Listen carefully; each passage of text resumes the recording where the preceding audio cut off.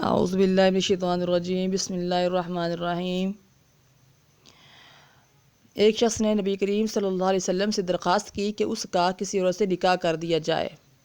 آپ صلی اللہ علیہ وسلم نے ان صاحب سے فرمایا حق مہر کا انتظام کر لو، اگرچہ معمولی انگوٹھی صحیح، لیکن ان صاحب کو یہ بھی میسر نہ آئی۔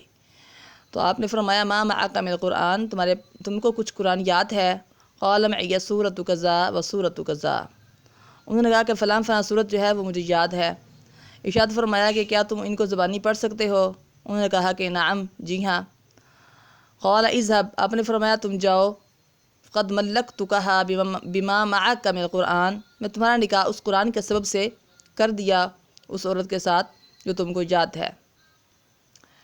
اس حدیث شریف کی تشریح یہ ہے کہ نکاح جو ہوتا ہے وہ صرف ایجاب و قبول سے ہو جاتا ہے، ایک جانب گزارش ہو اور دوسری جانب سے قبول ہو، دوسری جانب سے قبول ہو تو نکاح کے لیے اتنی ہی بات کافی ہے۔ البتہ اس ایجاب و قبول میں کم از کم 2 مرد یا 1 مرد اور 2 عورتوں کا موجود رہنا ضروری ہے، ورنہ ایسا اقرار نکاح شمار نہیں ہوتا بلکہ خالص زنا شمار کیا جاتا ہے۔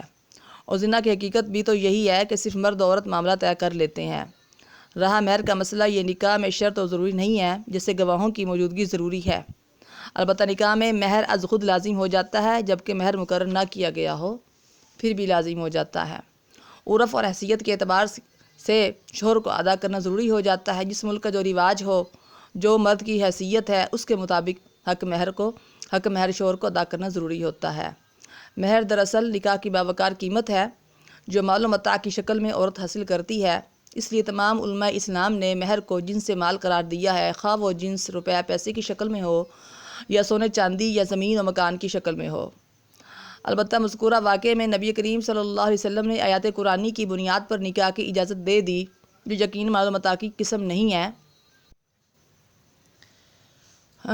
یہ نبی کریم صلی اللہ علیہ وسلم کا اختیار اور اجتہاد ہے کہ نبی اور رسول اپنی امت میں مفتی اعظم اور شارع احکام ہوا کرتے ہیں۔ مخصوص اور نادر حالات میں عام قانون سے ہٹ کر کوئی بھی حکم دیں تو یہ مخصوص حکم شریعت کے قانون عام کے خلاف نہیں سمجھا جاتا، بلکہ شریعت ہی کا ایک دوسرا قانون ہوتا ہے، جیسے نادر اور اتفاقی حالات میں اس خاص شخص کے لیے ضروری ہوا کرتا ہے۔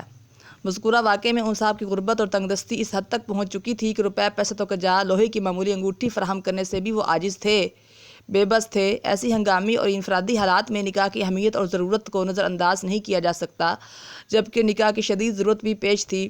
آپ صلی اللہ علیہ وسلم نے آیات قرآنی کا سہارا لیا اور اس کی خیر و برکت کو مہر کا قائم مقام قرار دیا اور ان صاحب کو نکاح کی اجازت دے دی۔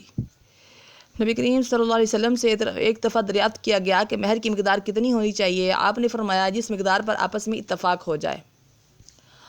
اور یہ مہر جو ہے یہ خواہی ناخواہی، مجبوری، بے بسی میں کسی عورت کو نہیں دیا جاتا، بلکہ یہ عورت کے لیے مہر جو ہے یہ اللہ تعالیٰ نے مقرر کیا ہے کہ خواہی ناخواہی، مجبوری، بے بس کی حالت میں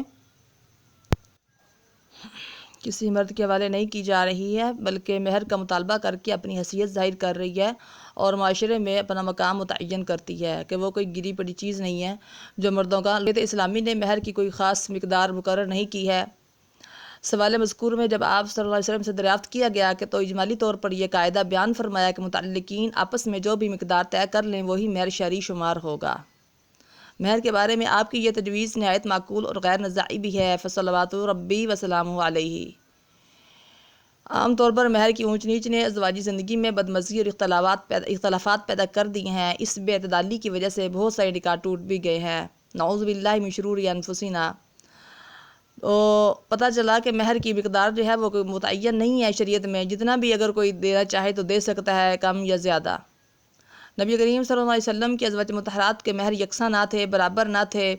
سب سے زیادہ مہر سیدہ ام حبیبہ رضی اللہ تعالیٰ عنہا کا 4000 درہم تھا، اور بقیہ ازواج کے مہر 12 اوقیہ سونا تقریباً 500 درہم ہر ایک کا حق مہر تھا، اور یہ 131 تولے چاندی کے برابر ہوتا ہے یا 1 پاؤ تولہ چاندی کے برابر ہوتا ہے۔ اگر بغیر مہر کے نکاح ہو جائے تو نکاح میں کچھ فرق نہیں پڑتا، نکاح صحیح ہو جاتا ہے، البتہ مہر از خود واجب ہو جاتا ہے، جس کا مطلب یہ ہوا کہ نکاح کے لوازمات میں مہر بھی شامل ہے۔ نکاح ہو گیا تو مہر بھی لازم ہو گیا۔ اب اگر کسی نے نکاح سے پہلے مہر طے کر لیا تھا تو وہی مہر شوہر کے ذمے ہوگا، اور اگر نکاح سے پہلے مہر مقرر نہیں کیا یا بغیر مہر کے نکاح کر لیا تو ایسی صورت میں بیوی کے خاندانی لڑکیوں کا جو عام طور پر مہر مقرر ہوا کرتا ہے وہی مہر جو ہے وہ سمجھا جائے گا، اور اس مہر کو مہر مثلی بھی کہا جاتا ہے۔